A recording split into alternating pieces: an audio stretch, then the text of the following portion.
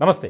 Telangana state public service commission చైర్మన్గా మాజీ DGP senior IPS అధికారిగా ఉన్నటువంటి మహేందర్ రెడ్డి ఆయన దాదాపు నియామకం కాబోతున్నారు అనేది బాగా ప్రచారం జరుగుతుంది.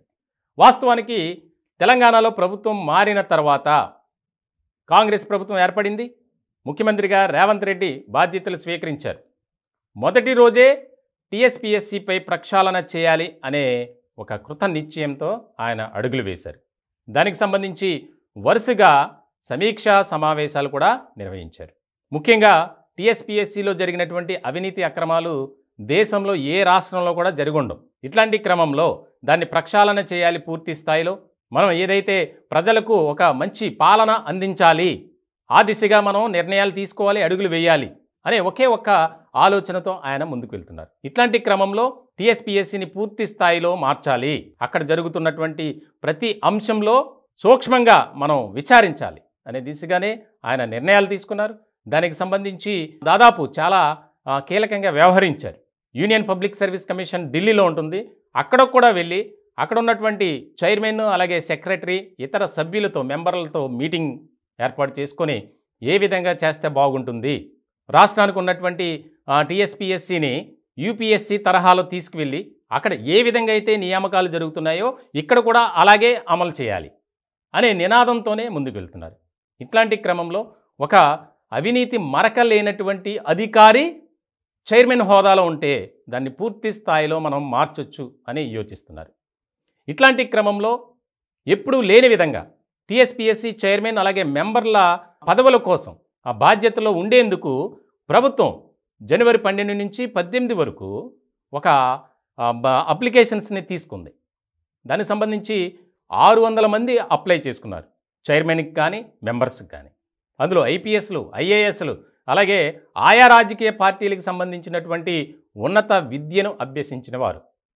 ఇట్లాంటి క్రమంలో మహేందర్ రెడ్డి ఆయనైతేనే టీఎస్పీఎస్సీ చైర్మన్గా బాగుంటుంది. ఎందుకంటే ఆయన దాదాపు 4.5 ఏళ్ల పాటు తెలంగాణ రాష్ట్రానికి ఒక డీజీపీగా పనిచేశారు. ఆయన ఎక్కడ పనిచేసినా ఒక మార్క్ అనేది మహేందర్ రెడ్డి గారికి ఉంది. ముఖ్యంగా ఐపీఎస్ ఆఫీసర్లలో మహేందర్ రెడ్డి గారికి ఒక ప్రత్యేకమైనటువంటి స్థానం ఉంది. దానికి ఒక ఉదాహరణ చెప్తా. 2020లో ఒక సమావేశం జరిగింది ఢిల్లీలో. భారతదేశానికి సంబంధించి ఉత్తమ ఐపీఎస్ ఆఫీసర్లను ఎంపిక చేశారు. వారిలో దాదాపు 8వ స్థానంలో మహేందర్ రెడ్డి నిలిచారు దేశవ్యాప్తంగా. ఇక రాష్ట్రంలో అయితే 2 తెలుగు రాష్ట్రాల్లో ఆయన్ని మించిన ఆఫీసర్లు లేరనేది ఒక ముద్ర కూడా ఉంది. ఎక్కడ కూడా వివాదాలకు కానీ, విభేదాలకు కానీ, అవినీతికి కానీ, అక్రమాలకు కానీ ఆయన అసలు యాక్సెప్ట్ చేయరు.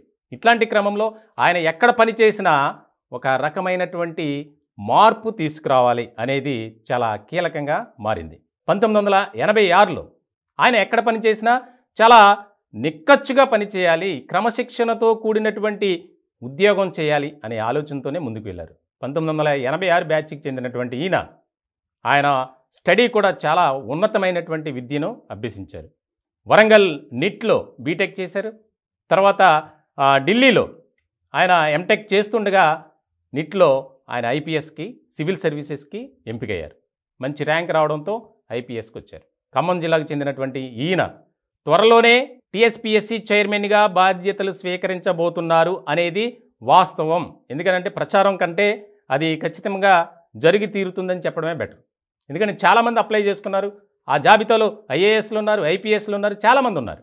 ప్రభుత్వం కూడా ముఖ్యంగా రేవంత్ రెడ్డి కూడా మహేందర్ రెడ్డి గారిని చైర్మన్గా పెడితే టీఎస్పీఎస్సీ కొంత మార్పులు చేర్పులు జరిగే అవకాశం ఉంటుంది. ఆయన కింద పనిచేసే మెంబర్లు కావచ్చు, ఓవరాల్గా ఆఫీస్ మొత్తం ఒక కంట్రోల్లో ఉంటుంది అనేది ఇక్కడ కీలకంగా మారినటువంటి అంశం. అందుకే ముఖ్యమంత్రిగా రేవంత్ రెడ్డి గారు ఆయన కూడా ఒక మాట ఇచ్చారు నిరుద్యోగులకి. కాంగ్రెస్ ప్రభుత్వంలో ఉద్యోగాలను భర్తీ చేస్తాం, ఎవరు కూడా అధైర్యపడొద్దు, ఆత్మహత్యలు చేసుకోవద్దు అని. ఇట్లాంటి సందర్భంలో పూర్తి స్థాయిలో ప్రక్షాళన చేసిన తర్వాతనే టీఎస్పీఎస్సీ ద్వారా ఉద్యోగాల భర్తీ జరుగుతుంది అనేది ఒక ఇండికేషన్ కూడా ఇచ్చారు. త్వరలోనే దీనికి సంబంధించినటువంటి ప్రక్రియ మొదలవబోతుంది.